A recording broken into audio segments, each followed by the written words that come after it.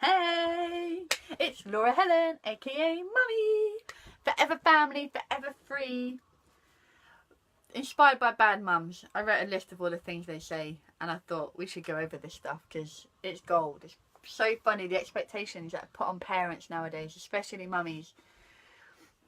All the rules, all the expectations, what you can and can't say and do to your kid, and why, and is it realistic, and how do you do it? I love that we coach parents. I love that, especially with coaching mummies.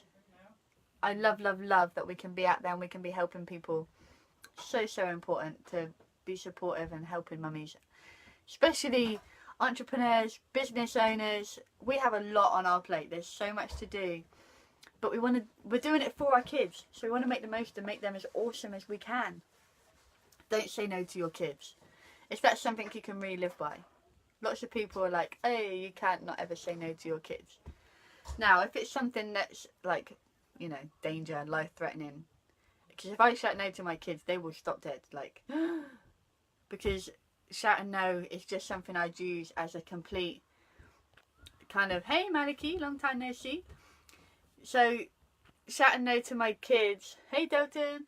So, that's only something I'd do if it was something extreme. I needed their immediate attention, or they were in trouble, or safety. That kind of thing is the only times I really ever say no to my kids. Does that mean they get everything they want? Does that mean that they're spoiled little brats? No, not at all. Not at all. It just means the way I say no would be different. So, in France, pain au chocolat. My little man is loving pain au chocolat. But we want him to eat fruit and be healthy instead. So occasionally, yes, we'll have it as treats. We have our zigzag days. Hey Nicola, nice to see ya. And we will have our cheat days. But it's not going to happen every day. So when he wants one and we want to say no, instead of saying, no, you cannot have a pain au chocolat, it would be, not today, we're not going to have that today. Today, what we're going to do is. And then we'll get either creative with some fruit, or we'll just make something that's fun. So instead of saying, no, you can't, cut off, done, finished, it's, not today, why don't we? And then we just suggest something different. For us, we make like fruit faces, and we create things out of fruit before we eat it. I know you shouldn't play with your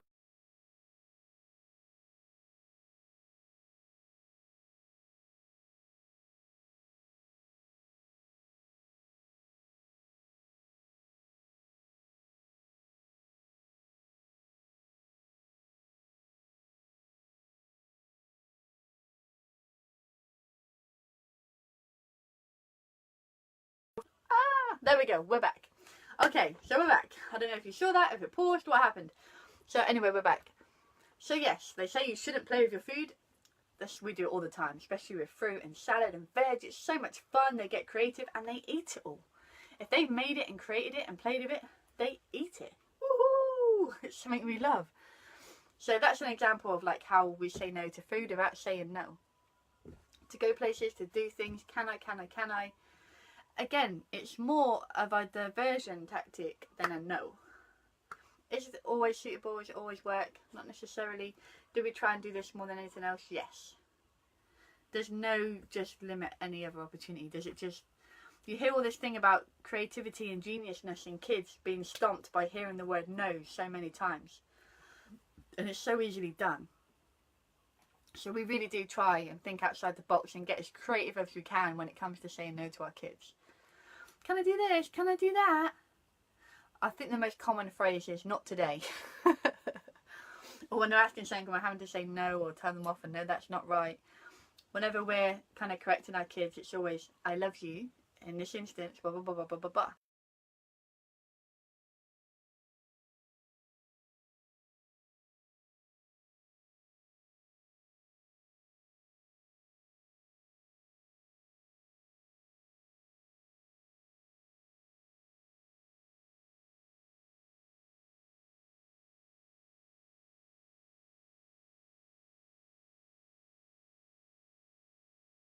If you can still see me while it's saying this, please let me know. Okay, hey Oliver. So, we had a storm here today. I think it's kind of messing with our signal a bit here, so I don't know if I keep losing you or if it carries on. I'm not quite sure what's happening. Okay, so, as I was saying, it throws me off when I lose my connection. Yes, so it's not no. When we're correcting them and stuff, it's I love you with this. Can we do this, this, and this? So, what ways have you used rather than say no? What other things do you use as parents? What tools do you use? What tactics do you use? Ours is a lot of diversion and alternatives rather than just saying no. When they want to create and make mess and it's not our place, we travel a lot. So some places they want to do stuff we just can't do. Some places we can't jump on the bed. Some places we can jump on the bed. So we explain a lot to our kids. Probably more so.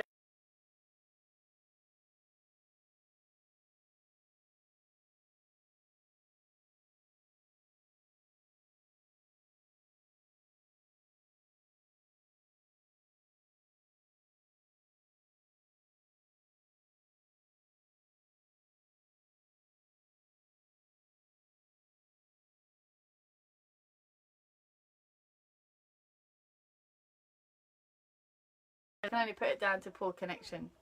Sorry I keep losing you. It's just been a storm and it's been a bit crazy. Hey, Joven. So yeah, some places we can jump on the bed, some places we can't. We explain so much to our kids. Whenever we're correcting our kids or telling our kids they aren't allowed to do something, we tend to explain it and explain why. So it's not just a no, no, no, no, no. Especially when it's a safety thing and we can explain, I know that would be super cool and super awesome. What Mummy's is if this happens or that happens and this gets broken or that gets broken or you get broken, then I don't really want that to happen. If we plan for it and can do this, this and this, and then maybe we can do it. So we probably overly explain more to our kids than people would ever imagine. Because when people see me correcting my kids and talking to my kids, they're like, you're so calm. I get to the point sometimes when I think, oh my God, I've explained this 3 times. And each time I'll try and explain it in a different way. Hey Holly, hey Christina. So I try and explain it in the best way I can. And if they're not getting it, then I'll explain it in a different way until I know I've engaged them, they understand, and they're doing what I've asked without me having to say no or shout at them. I find it amazing that people think, oh, you're so calm, you're so calm. Because I don't shout at the kids. I just break it down for them and explain to them in kids' language. I talk to them like a grown-up, but in kids' version, if that makes sense. So they kind of know what's going on, they know why I'm saying it.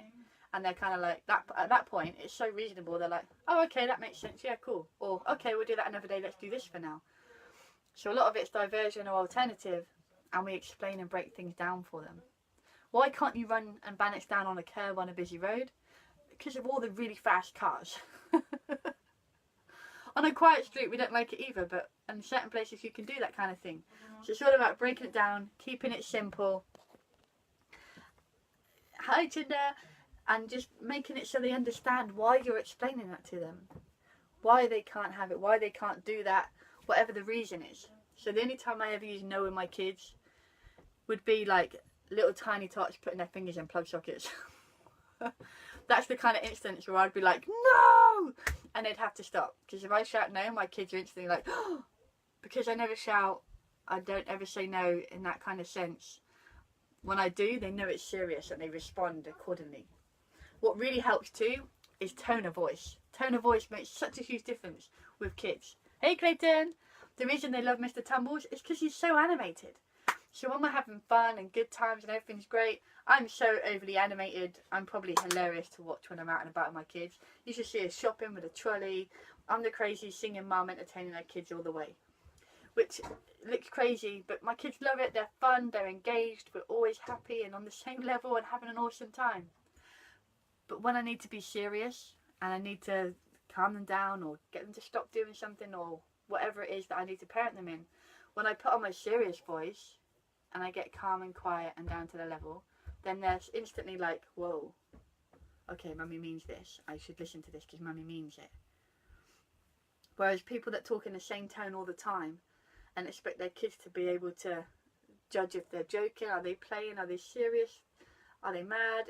People that speak in one tone, it can be really difficult, which has been a big lesson for so many parents. I know my husband wasn't that different with his tone. Hey Mohammed. Whereas now he'll do all the different tones so the kids know when he's joking and being silly. Because when we first had the kids, he'd say like, oh dear, we shouldn't do that, and we'd all burst laughing. I was just as bad as the kids because he just was so hilarious. We couldn't take him seriously. So he's got even more animated. So when he's serious, the kids know the difference. So I think being really fun and animated when they're good, yeah, everything's great. And then changing to the serious, we kind of call it the teacher voice. When we need them to really listen and engage and understand, or even just getting quieter. As you can hear, I'm quite vocal. La la la, no problem, I don't mind being silly, looking silly. But if I need their attention, and I bring the volume down, and I talk and get on their level and be quiet, then they're much more engaged. They're like, oh, what's Mummy saying? Let me listen, let me hear. And it calms them down, the situation down, whatever's happening. One of my favourite things that I learned in Jack Canfield's book of the principles is E plus R equals O. You can't always change the event. So you've got the event plus the reaction equals the outcome. You can't always change the event. It's not always possible. But you can change the outcome. The one thing you do have control of is your reaction. If we scream and go crazy, the outcome's not good. If we can bring it back, take that split second to think things through, again, it goes back to intentions. A lot of the things I talk about, it all goes back to intentions. Then we can create the right outcome. Did the kid mean to cause all that crazy? Of course he didn't. Go back to intentions. I see what you were trying to do there. I know you were trying to do this and that would have been awesome. It hasn't quite worked out. This has happened, that's happened. Let's apologise. Let's do this. Let's put this right. Kids are really clever. They're so switched on. They understand so much more than you'd ever want to know they can. Especially these days. Song lyrics is a big example that proves this point hugely. When I was a kid, the things we listened to that I had no idea. When I hear the lyrics now, I'm like, I used to walk around singing this as a kid. Nowadays, like, there's so many songs I don't let my kids listen to that I enjoy because it's just not appropriate. My kids literally break down the lyrics and ask me questions about them. So we have to be super careful about, even what songs we play. Kids are so clever. If you can just talk to them like real people, but with kids' language, oh my gosh, it makes such a difference. If you have an example of a way you said no without saying no, put it in the comments, message me, tell me, how do you get around saying no? What's your tactics, your strategies? How can you say no to your kids without saying no? Like I said, a lot of ours is diversion and alternatives. What's yours? Let me know. Keep in touch. Can't wait to see you soon. Bye.